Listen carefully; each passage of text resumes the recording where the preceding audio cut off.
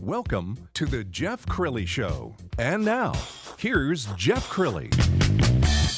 Okay, I want you to imagine this. You're at a restaurant, and you can grade the restaurant anonymously in real time, or you could grade the boss. Hopefully my employees aren't grading me. Anonymously, give feedback. My next guest is Sean Minter. He is a serial entrepreneur, and his latest endeavor is a brilliantly designed app called Fdbak. Welcome to the Jeff Crilley Show. Thanks, Jeff. Okay, so Fdbak is spelled Fdbak, and it's available in the App Store, iTunes, or? That's right. It's our website is fdbak.com. It's available for download on both the App Store and on Google Play. Awesome. So how did this idea come about? Actually, an interesting idea. It was a previous investor of mine that I'd worked with in the telecom venture. He's located in New York, and he went to a restaurant one day and got some bad fish, and he wanted to be able to tell the restaurant about the issue, but it was too difficult to determine how to find an email address, who to send a email to, if there was a comment card or a web form that they could fill out, so he just never did it. And he contacted me and said, there's got to be a better way for us to be able to tell businesses besides putting it on Twitter where the world can see it. He didn't want to give the restaurant a bad name. He just wanted to give them some information that they could then use to correct whatever the issue was. Wow. So he contacted me, and we kind of brainstormed the idea, and we said, well, I think it seems like there's an opening here for an application that would allow people to give honest feedback to businesses, college professors, to each other, in a way that's constructive, and in a way that people don't always want to put things on social media.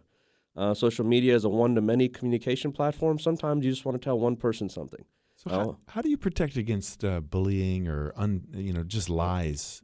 So as we research these ideas and determine sort of how would this product work? And it's been almost 2 years in the whole process. It's not like we came up with the idea in a month. We've gone through various iterations of trying to determine what was going to happen. We looked at other applications out there, other companies that may have tried something similar that were successful or not successful. And a lot of what's in the news with things like anonymous messaging and social media in particular with companies like Yik Yak and others that are always in the news about cyberbullying, and now with the University of Missouri death threats, et cetera. We wanted to make sure our application could not be used in a way that was not constructive, because then it would just devolve and nobody would use it. So we put in a lot of infrastructure up front to where you as a user could block anybody that sends you a message. You as a user could limit messages coming to you only for people from your contact list.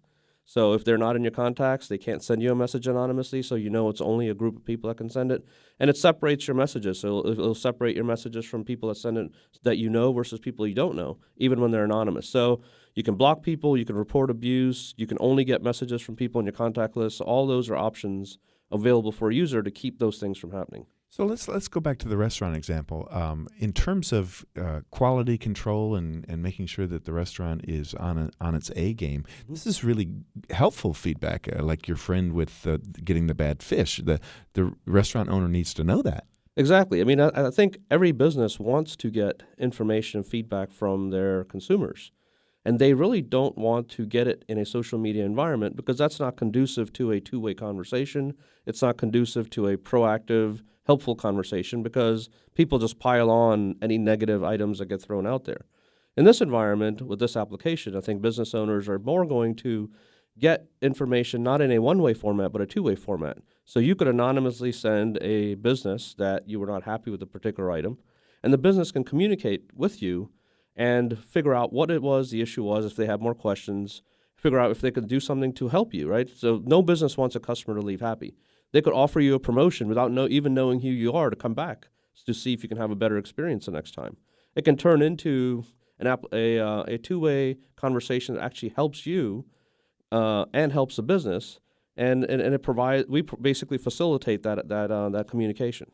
Where do you see this going? I mean, it seems like it has applications for so many different situations. Exactly. I mean, we can't do everything at once, and we know being an entrepreneur, you have to kind of focus on one thing, get good at it before you move on to other things. You can't try to conquer the world in one day. So our view is, we're a local Dallas-based company, and a lot of these types of things happen in Silicon Valley. We want to show Silicon Valley that Dallas can actually, create innovative applications, and they don't have to all be coming out of San Francisco. Absolutely. And we want to be able to deploy this. So our first market is going to be at SMU. So our plan is to go down to SMU and recruit college students to start utilizing it within their Greek environments, within their college campuses, study groups with professors, et cetera, and then get the local businesses around the SMU area involved to be able to get feedback from that group of people. And we'll figure out the model. We'll learn a lot, obviously, as people start using it. We'll adapt our application, and then we'll go nationwide, one college at a time. Well, Facebook started on one campus, didn't it? Yes, exactly. So this is not your first rodeo. You've created many successful companies. What are some others?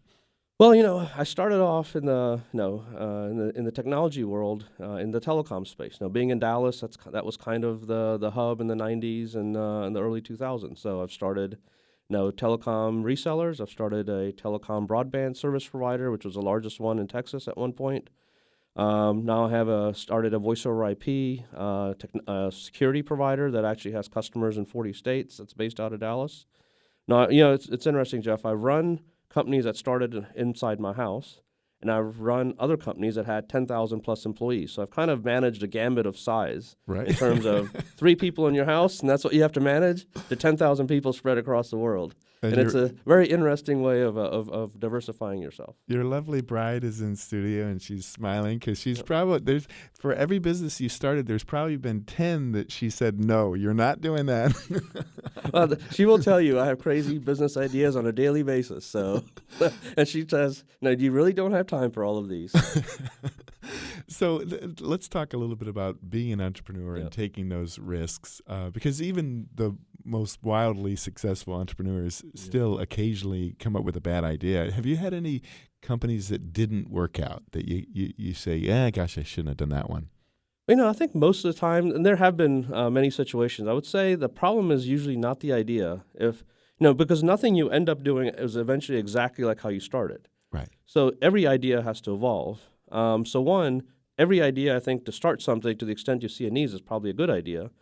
But that idea has to evolve, and you have to learn how that could actually operationalize in terms of your market, your customers, how they would use it, and adapt it to make sure you're not pushing something on a market. You're learning what the market needs and adapting your product to meet that market need. And what happens a lot is in the translation of what you want to do, but what you want to do really isn't what the market needs. The market needs a little tweak for something, and you don't actually ever learn that needs to happen. And you're never quite sure if your timing is right, because I remember in the .com days there was kind of home delivery groceries, and it was much touted, and then it just kind of went away, and now I think it's back again.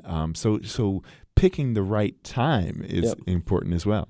Timing is very important, and from all the venture capital guys I've ever talked to, perseverance is extremely important, because every business, no matter how successful a person you are, anytime you do something, it will not go according to plan. And if you give up, if you don't have the will to push through, now your business will fail. But perseverance and being able to overcome hurdles and obstacles and just will your way through it is a pretty important part of the process. And I know TV shows like Shark Tank and inspiration from billionaires like Mark Zuckerberg's. I think being an entrepreneur has never been as sexy as it is right now. Are some people more cut out to be an entrepreneur than others?